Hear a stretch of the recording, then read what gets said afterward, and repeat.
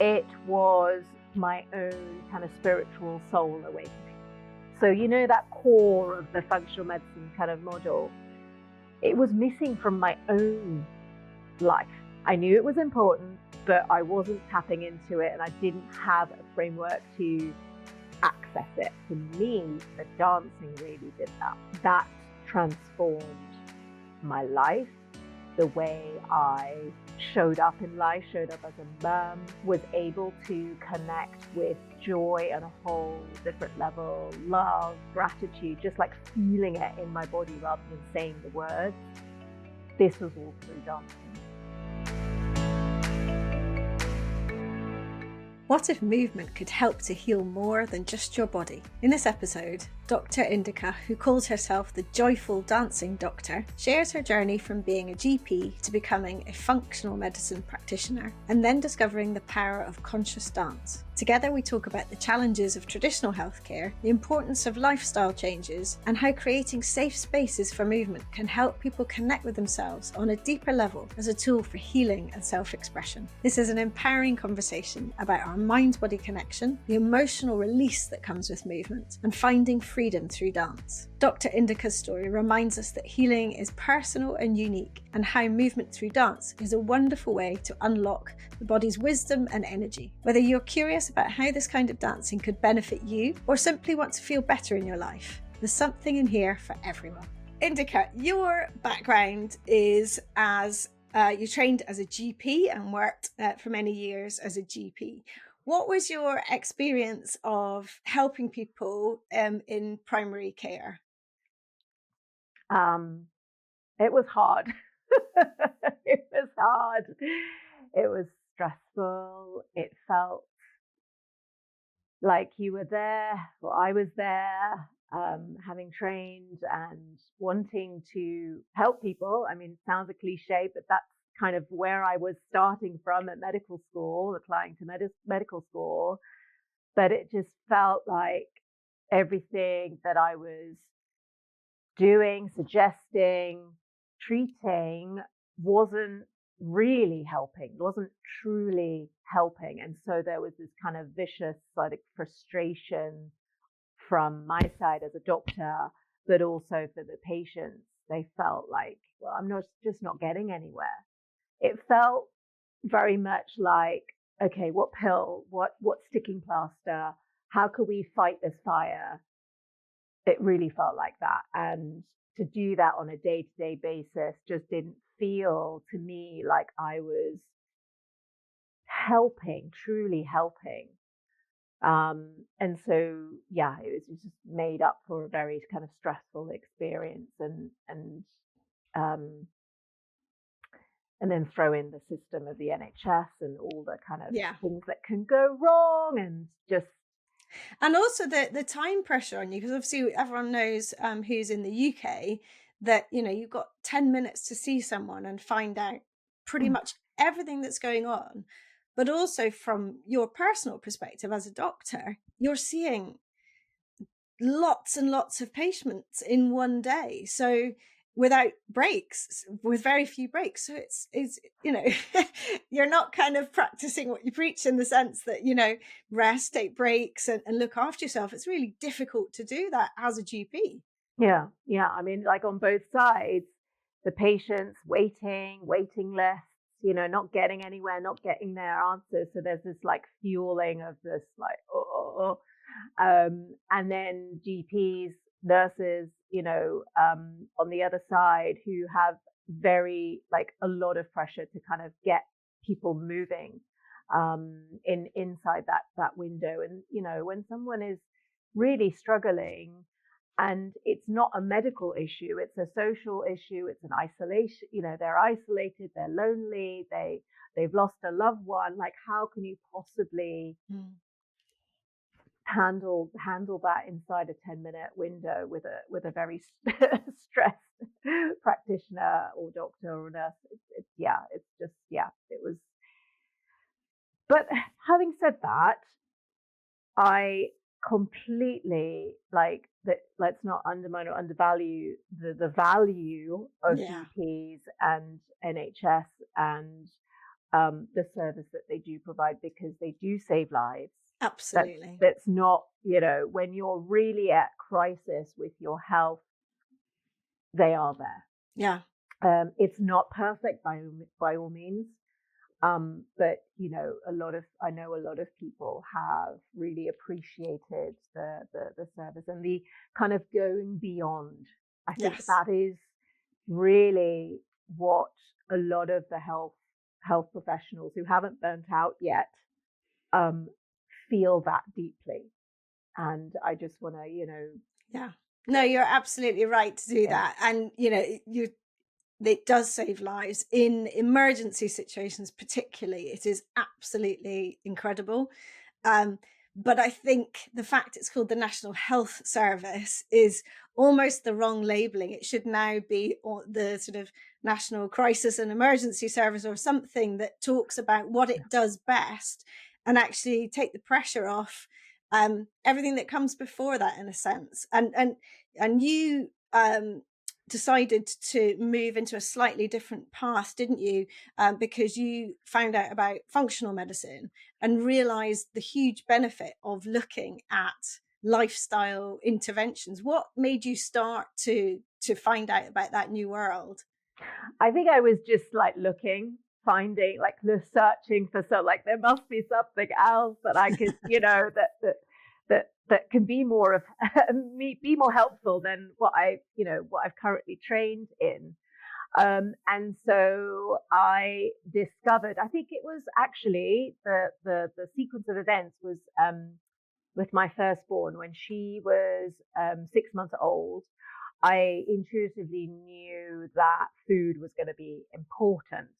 And that led me to kind of learn through recipes and things like that, the science behind food, which is something I wasn't very attuned to through my medical training.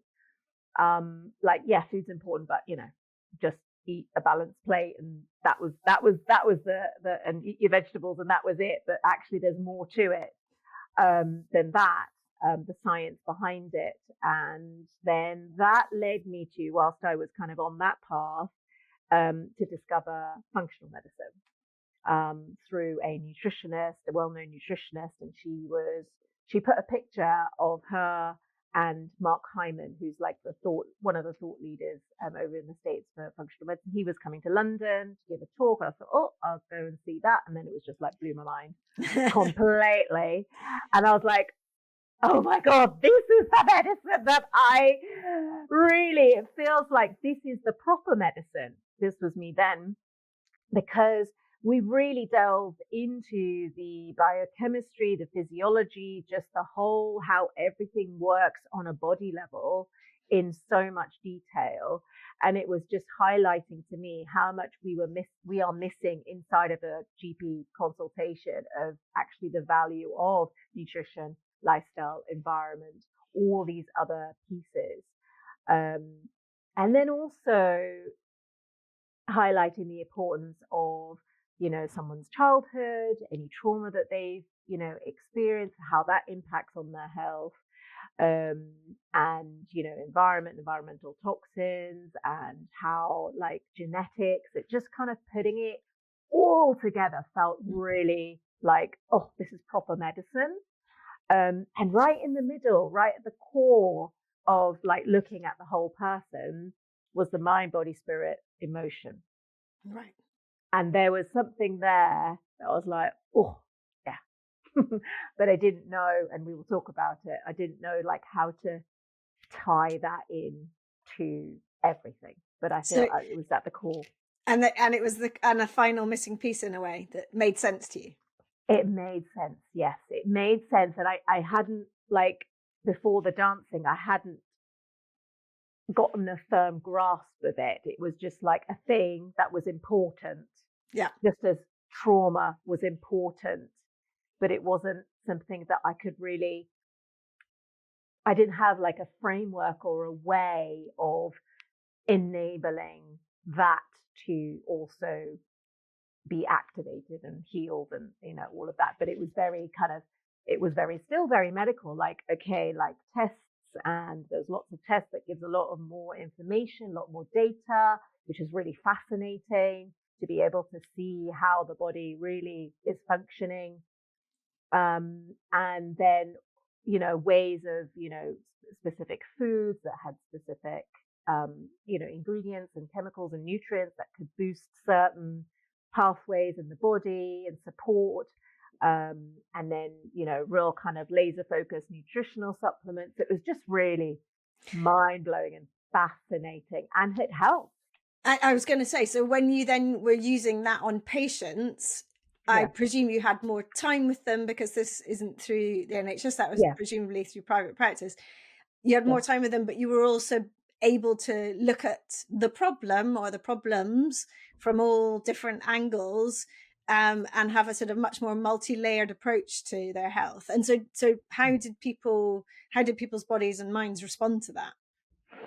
So it depends on the person.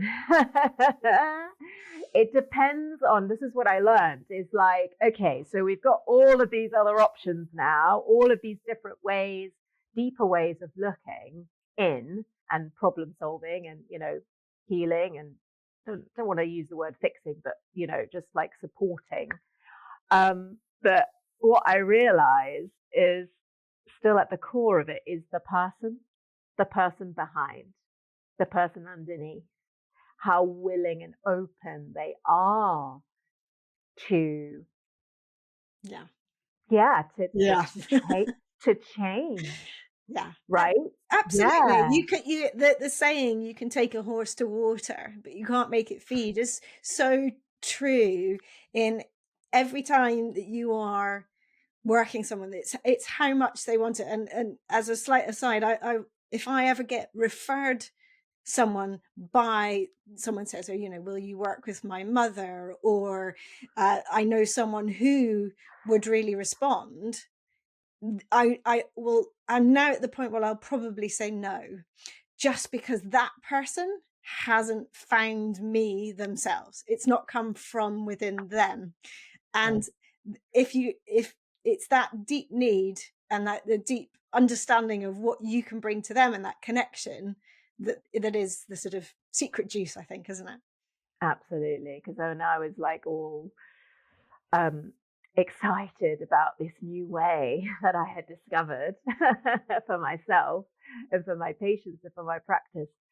I was like, anyone and everyone sort of talking about it, and like even loved ones, like, oh, you've got diabetes. There's so much you could do about it, and there's this and that, and falling on deaf ears. I was like, what's going on here? Like, I have the solution that is going to help you feel better and healthier and potentially, minimize and reverse and, all of this.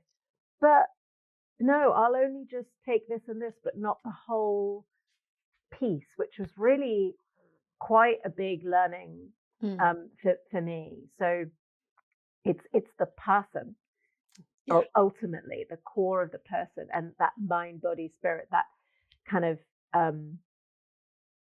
the soul of the person. Coming back to the same thing again, where if you're not tapping into a deeper level, as you're talking about, then it's difficult to, then there's always going to still be barriers around that are either put in place by others or are being held by the person themselves through potentially fear of letting those barriers go. And I think just kind of as you were talking, just reflecting on my earlier journey, I really wanted to go deep, and was kind of like, oh, come on, let's get to the root cause, because that's like the big thing with functional medicine and other approaches that take a holistic view. Well, let's get to the roots. Let's go deep. But not everybody has the awareness, is not like emotionally, spiritually, like holistically ready to go so deep. Like, it is a journey. And so what I've learned is to really, and especially like, for those who, GPs who may be listening to this, who will know this, is that you have to meet people where they're at and plant the seed. Mm. That's all. That's all you can do. And if they're ready, if they're interested, if they're curious, then you can work with that. But if there's barriers, if there's things in the way, it's just too much, work with that. And those barriers might be there now, but if you have planted the seed, it can sit very quietly, be dormant until 5, 10, however many years or months or whatever it is later. And then suddenly the shoots start to grow because the time is right. And I think that's absolutely key, that we don't think, well, I knew about this before, but I didn't do anything. And therefore, why didn't I? And sort of beat ourselves up over the fact that we haven't responded to that knowledge, because it has to be right. All of the things have to come together, sometimes through a bit of a crash and a calamity, sadly. And at other times, just that awareness, like you're saying, this awakening where you're already slightly on the search, and that thing comes into your life and it all suddenly makes sense. Yeah. And I was just smiling as you talk, because it just reminds me of my own personal kind of, and I'm sure this will resonate. It's like, someone said something 5 years ago to you that would be a good idea to do. I'm talking about my husband now. He told me something that would be a really good idea for me. I was like, yeah. 5 years later, oh, okay, yeah. Now I get it. Now I get it. It's just landed, and I'm like, okay, now putting it into place, put it into practice. So, so we have to. So I think that in itself can be quite empowering because as a doctor, you feel like this sense of responsibility to make things better. But it's not our sole responsibility. The responsibility lies, it's a co-creation, it's a partnership, right? But if the patient or I'm talking doctor now, but patient doctor isn't kind of collaborating and co-creating something together that feels, right, then it's not going to work. It's just, meeting that person where they're at. Okay, here, plant the seed, and then, keep the door open. Yeah. And they have to like patients have to we have to take ownership and learn something new or do something different, and having that support, finding your tribe and all of this anyway is key. Yeah, no, absolutely. Just taking a quick pause because I want to tell you about a new offer exclusively for listeners of this podcast. If you'd like to improve your mobility, strength, and learn more about moving well in daily life now and to train for your 90s, come and move with me in the Reclaim Movement membership. There's weekly live coaching in term time with hundreds of replays available, as well as hordes of 5 and 10-minute mini movement videos to follow throughout your day. I'm offering you a 15% discount on your first month's membership on top of the 7-day free trial. Go to reclaimmovement.co.uk/membership to create your account and quote the code podcast15. Let's move together to feel better and keep doing all the things you love. So now, as probably people will have seen from the title of the podcast, you call yourself the Joyful Dancing Doctor, because you've had a seam of dance throughout your life, and I'd love you to tell us a bit more about that. But you find that dance is something that really can tap deeper than many other things, in a way that people can more easily access that. So we're going to come on to talk about that more, to understand really fully what that means. But just tell us first about your sort of dance career, as it was. My dance career. Yeah. So I've always loved to dance. Didn't really do much dancing as a young child. Took ballet a little bit, but nothing much. But it just kind of first came into full effect at university when I learnt and loved the Latin American dancing, and they had a university team, and I sort of got all kind of immersed in that world. yeah, I love to perform as well. So that kind of, really suited me, and I loved it. And it took it semi-seriously after university for about 4 years. Met my husband, and but then it had to all kind of stop because it was a very, very big commitment, and we had to get serious with other things, work and family and stuff like that. And and so I wasn't dancing. I wasn't dancing, and that was something that I didn't realize at the time was missing from my life.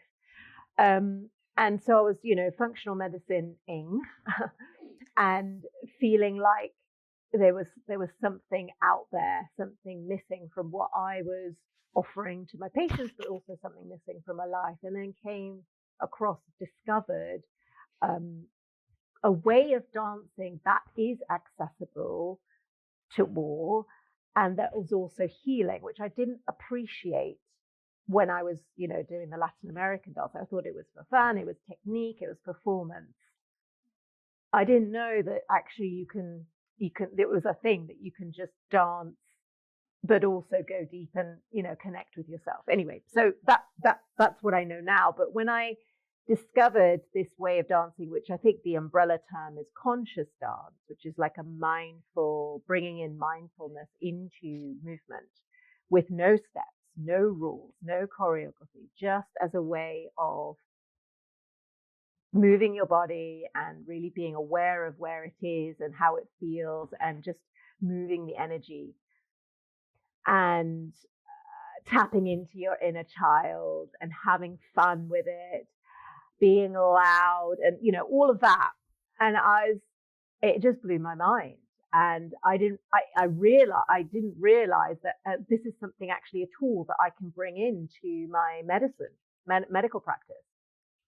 And so I did some training, and then started to lead sessions online. This was kind of when we were coming out of lockdown. And for me, it was like my own kind of spiritual soul awakening. So, that core of the functional medicine kind of model, it was missing from my own life. I appreciate it. I knew it was important, but I wasn't tapping into it, and I didn't have a framework to access it. But for me, and I know everybody's different, but for me, the dancing really did that. And that transformed my life, the way I showed up in life, showed up as a mum, was able to connect with joy on a whole different level, love, gratitude, just like feeling it in my body rather than saying the words. This was all through dancing. And it transformed my life, and it was starting to weave it into my medical practice. But the thing I came up against was that the paradigm of, right, doctor knows all the answers, give me a prescription of what I need to do and what tests I need.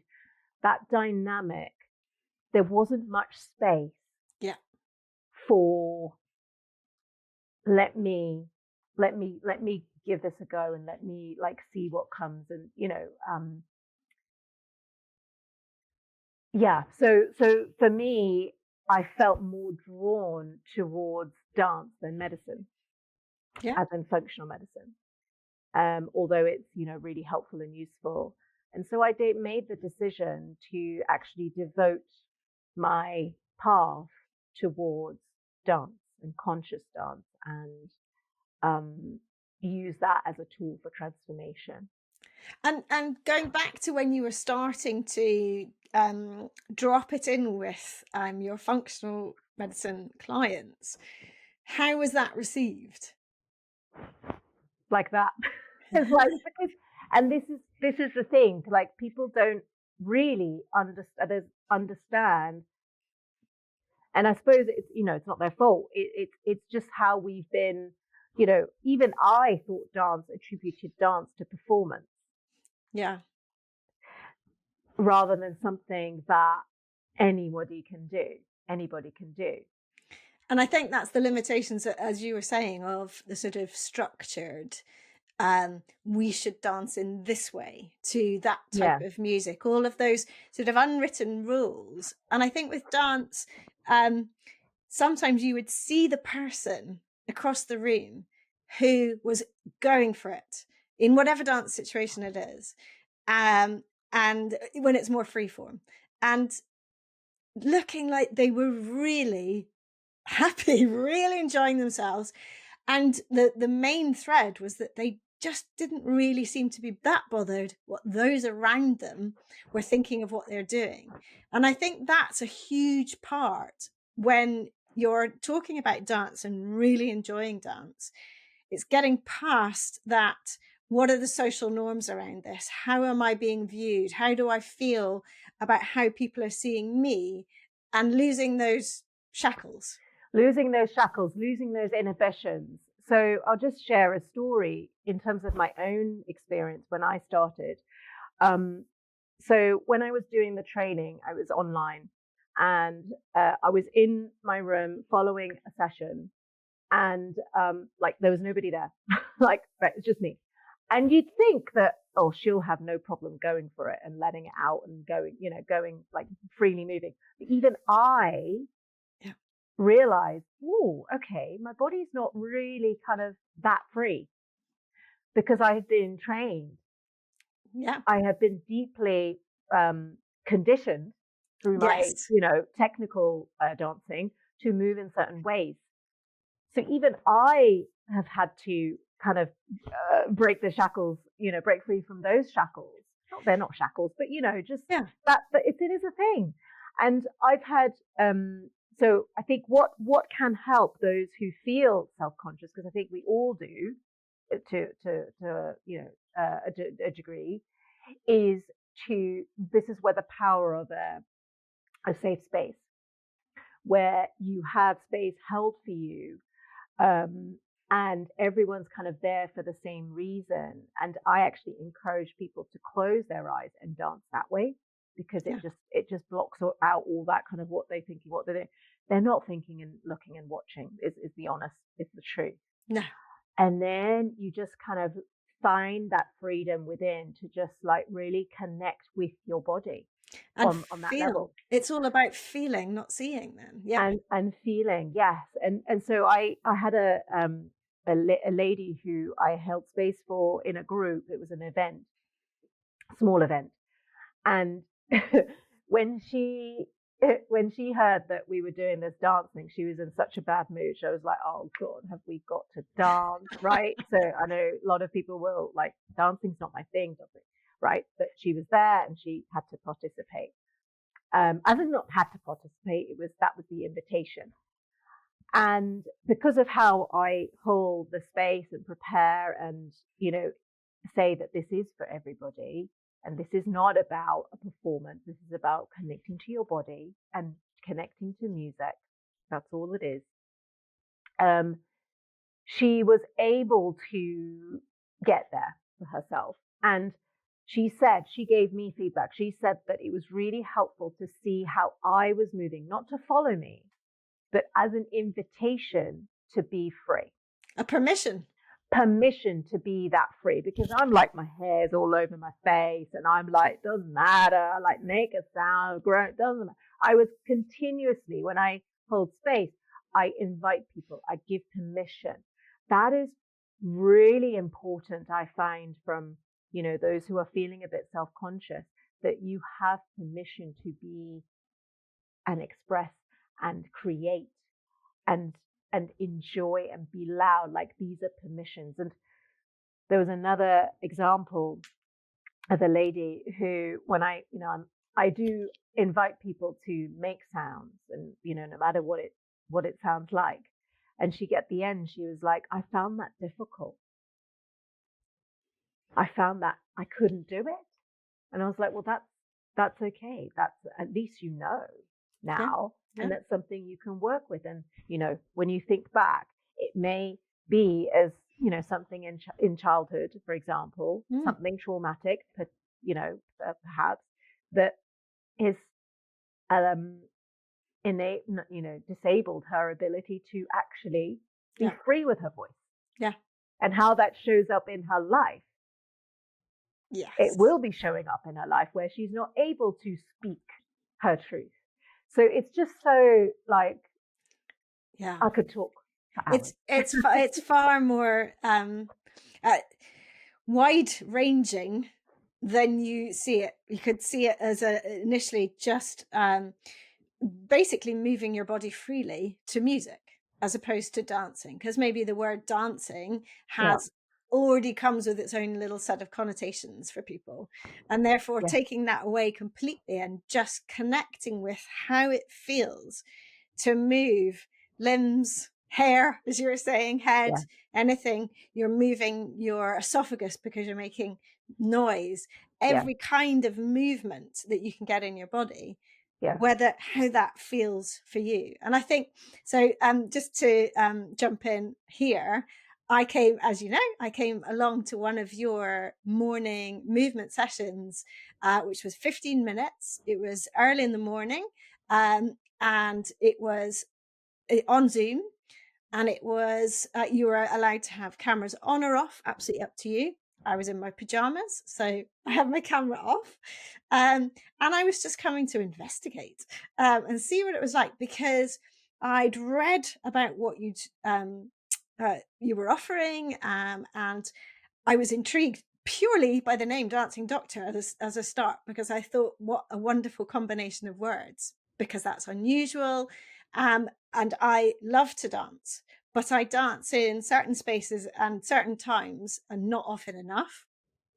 But I have been lucky enough to definitely feel a connection with myself when I dance. I really enjoy it. My body doesn't necessarily do exactly what I want it to do, but I love the music and I feel that connection through that. So I wanted to see what it was like. And it did take me the full session to eventually feel freed, to connect in. And I'm someone who works with body movement all the time and loves the feeling of moving my body. And yet the way that you were leading it, over the 15 minutes, the permission by the end was full, if you see what I mean. I'd completely responded to it.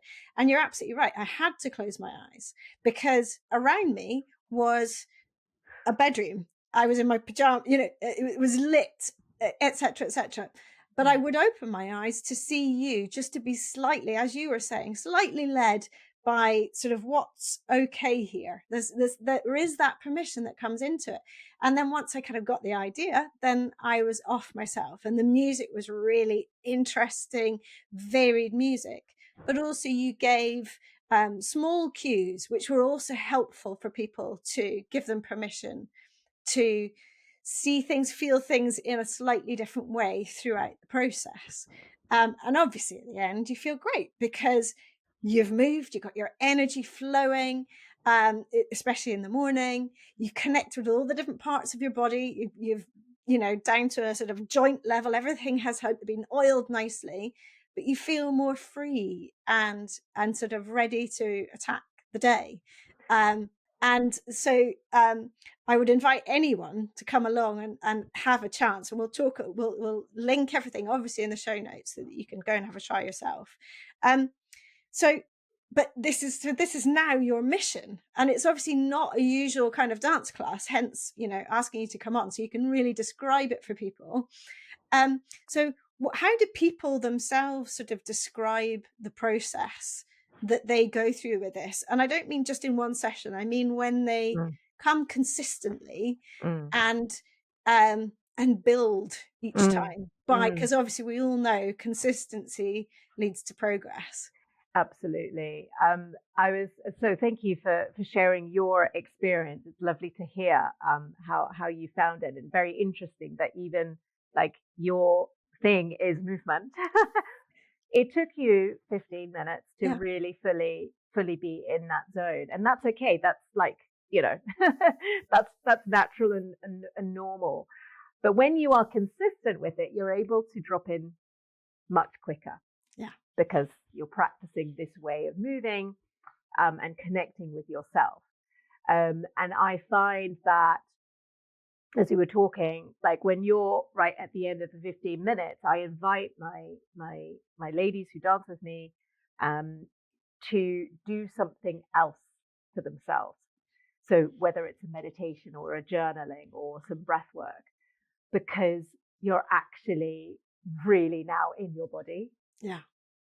Right. And I've got clients who they do it that way around. They dance with me first and then they go on to meditate, and they feel like if they don't have to still the mind, it's all like they're in their bodies and they can go deeper.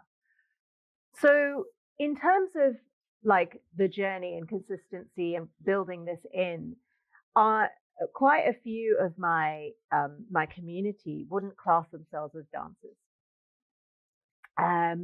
and but they love the feeling of dancing, and so that's why they start, and they want to build a sort of consistent practice, and um, so it's it's something that enables.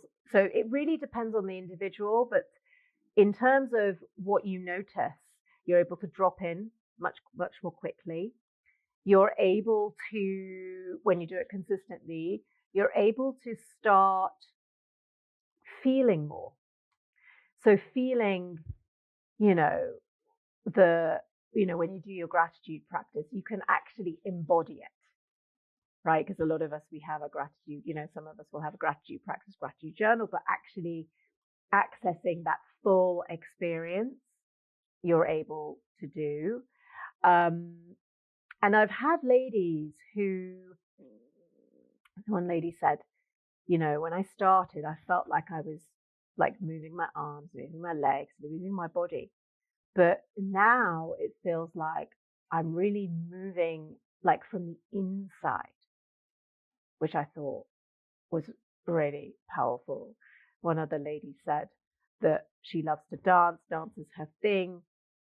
But what I do, what's different from what I like from the dancing that she, loves, is that you put on a piece of music, you dance in your kitchen, you love it, you're going for it, and woo, it feels great. Like that is wonderful if you're able to do that on a regular basis.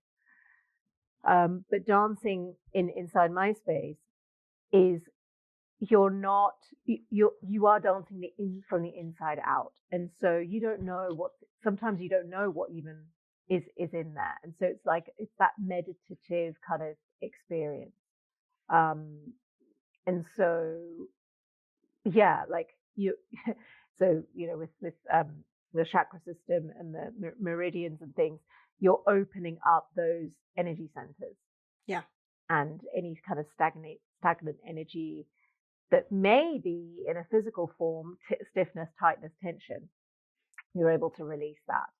So, people who've been like going to a physio for their shoulder or their knee, nothing's really working. They come dance, it's gone.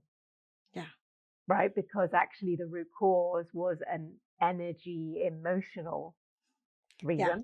Well, and often something, particularly shoulders, a really good one. It's about how you are holding yourself, and that physical patterning can often come because of something emotional, something that's happened in the past, something that's tricky that makes you permanently go into this sort of held pattern, and actually being able to fully relax and release that allows your body to almost on a sort of a structural level know that there's other places that shoulder can sit, in a sense, so that it's more free to move. And I think one of the lovely things about dancing, particularly in the way that you're leading people, is that it's about investigating those sort of ranges in their body as well. When they're feeling into it, you're not being tasked with a target of lifting X in such a way.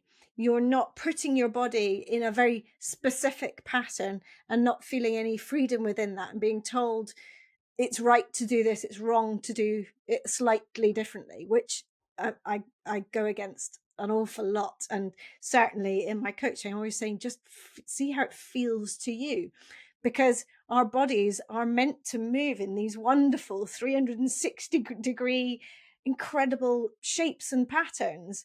And yet we limit the shapes that we make with our body every day. And we hold Yeah. ourselves in a pattern, in a sort of repeated patterns Yeah. that become very limited. Yeah. So it's not surprising that then when we have emotional tightness or trauma, Yes. that therefore we do that even more so.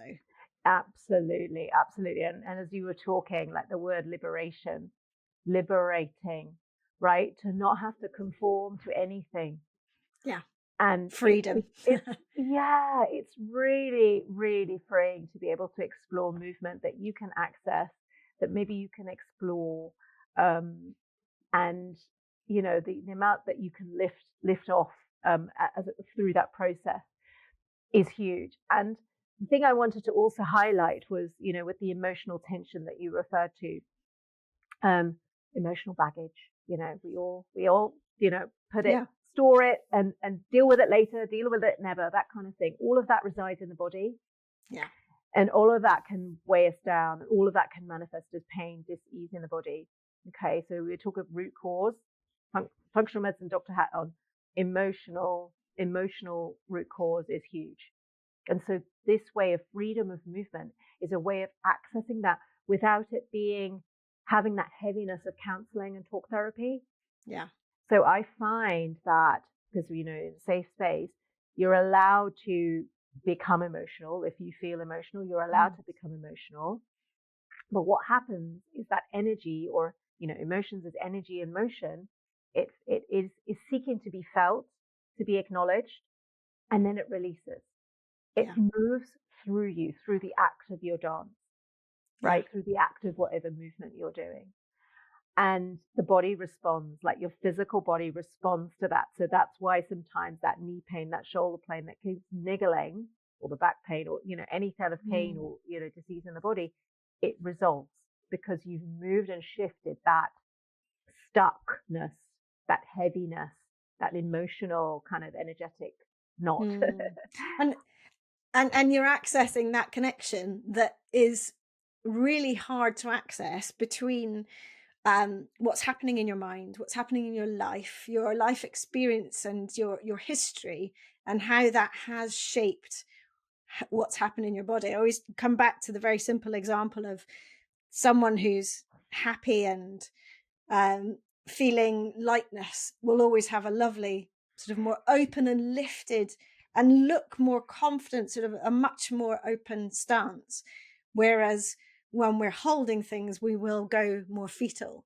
And the more we hold ourselves in that sort of more fetal position, if we're tipping forward, we're sort of protecting ourselves, the harder it is for us to the more tension we will carry, because on a biomechanical level, our structure likes to be nice and upright and stacked beautifully, because then we have the same tension front and back. Something's not pulling, gravity's not pulling us one way or the other.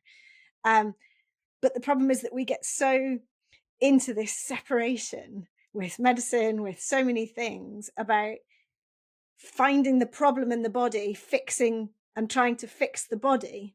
And as you're saying, but we don't go to the root cause, because we just don't even realize that it's connected at all, let alone a cause that actually could be hugely affecting the way the body feels. And to get out of that sort of downward cycle of pain and dysfunction, we need to be tapping into what is wrong with us, or isn't sitting right within deep within us. And I think that a lot more people are becoming aware of that connection, the power of that connection. And you've talked a lot about energy today, and the meridians, your chakras. For some people, that will be a step too far. But everyone knows about energy. Everyone feels energy. And if I go back to that example of being open and confident, that person looks energized. They look like they're ready to go. And the person who is suffering, is in pain, emotional or physical, their energy looks lower. And so just being able to move that. Energy is a thing, right? Energy is thing. So if the chakras and the meridians is too kind of far-fetched, then just imagine that everyone can feel this. When you walk into a room where there's been an argument, not a word spoken, you can feel it. You can sense it. That is energy, right? So that is what we don't see, but we can feel, and we can deepen into that feeling. Yeah, great example. Yeah, and also what I absolutely love, because sometimes, we can feel heavy with life and our past and our, relationships, and like, and we want to kind of, there's part of us that want to understand and get to the like fix the problem, right? And it's just like, I need to understand and fix the problem. But actually, there are ways, and dance is one of them. The way the free form dance, conscious dance, is a way of moving through that without necessarily having to fix or identify or understand conceptually. Because the body is so much more wise than we give it credit for. Yeah. It can actually sort, and I don't know whether this is appealing or not, it sorts a lot of stuff for you if you give it half a chance. Yeah, because it wants to ultimately be, in medical term, homeostasis. It wants to be level. It wants to be balanced, a bit like the front and back I was talking about. Tension, tension front and back, if you forget the biomechanical, it wants the same within the whole body in everything it does. Just like if you're thirsty, you need to have a drink. And we get these lovely physiological cues for some things, but unfortunately not for everything that we need. And the thing with conscious dance is there's this sort of catharsis in the process where we do, let loose, shake it out, dance it out, go wild, go primal. But there is like, our bodies need that. Like humans and animals, that's how they process. Like if there's an animal that has been attacked, then they will, and the danger is gone, they will release all that tension, all that stress in the moment. Right? And then move on. But the problem we have is that we embody so much, and it just goes in and goes in, but there's no way out. So dancing it out, really kind of going for it. Obviously, it's a journey. Not all of us can do that, but that's where the journey comes in, trusting that process, and you just let out. And so it's just like you sort of, your dancing is sorting lots of stuff out that you don't have to think about. You just enjoy the process, put on like some great music, come to one of my sessions or a few of them, and you just kind of, you're supporting yourself in so many aspects in one thing. Yeah, and in this modern, fast-paced, pressurized world, it doesn't have to be for long periods, and that's one of the other problems that we've got into in our society, which I talk an awful lot about, is this sort of, if you're not doing it for an hour, and if you're not coming out sweaty, and you're not almost in pain, then it's not done you any good. And actually, it's often the opposite that's true. Often then it's particularly if you're seeing it that way, then it's the opposite you probably need in your life. Absolutely. And also, I feel what's sort of missing, even from some yoga experiences that I've had, is that it misses the connection piece, because you're focused on the postures and the what you're doing with your body. You miss out on that connection with yourself piece, which is huge. I was going to say something, I've forgotten that. And actually, on the yoga, I have certainly enjoyed lots of yoga classes in my time, but again, there's a formula to what you're doing, and you're thinking, am I doing this pose correctly? Is the person next to me doing it differently? There's all of that going on, which actually therefore completely inhibits your ability to fully focus within yourself, and have that feeling. Yes, absolutely. And you have to hold it in. Like if you're having a bad day, then you can't, we can't sort of show it, but where does that go? what was I going to say? I've just remembered what I was going to say was like, I have had times, because I've done this consistently. I dance every weekday for 15 minutes.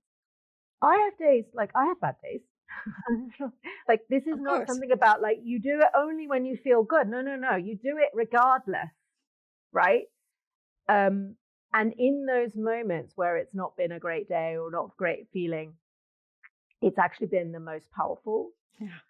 Because you're able to come out of your head, that sort of darkness, the heaviness, the thoughts and all of this, and be really present. And even if it's 10 minutes, 15 minutes, to be fully present with yourself in your body, in the music, is a gift.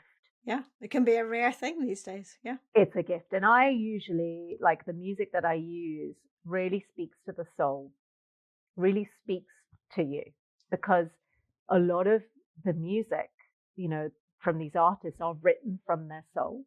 Yeah. And so I find some of the messages often, they're so like that's the absolute truth that we all need reminding on a daily basis. I think it's like, oh yeah, okay, yeah, I've got this power within me, and all of this stuff. Yeah. The answers are within those kind of messages. And that might be a bit too far-fetched for some people, but that's okay. Just let it wash over you, quite let it. frankly. You don't have to take it all in. No. The message, like one thing that I get told so many times is that was exactly what I needed.